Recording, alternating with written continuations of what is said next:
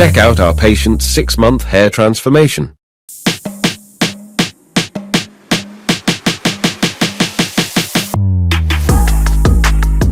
Our doctor designed a special hairline for the patient.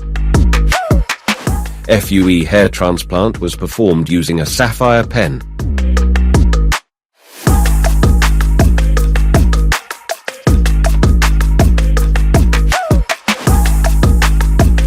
A total of 4,800 grafts were transplanted. The patient's hair loss was in the frontal area and mid-scalp area.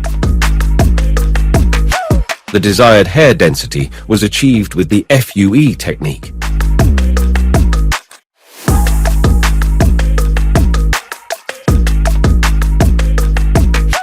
In a short time of 6 months, he had natural-looking hair.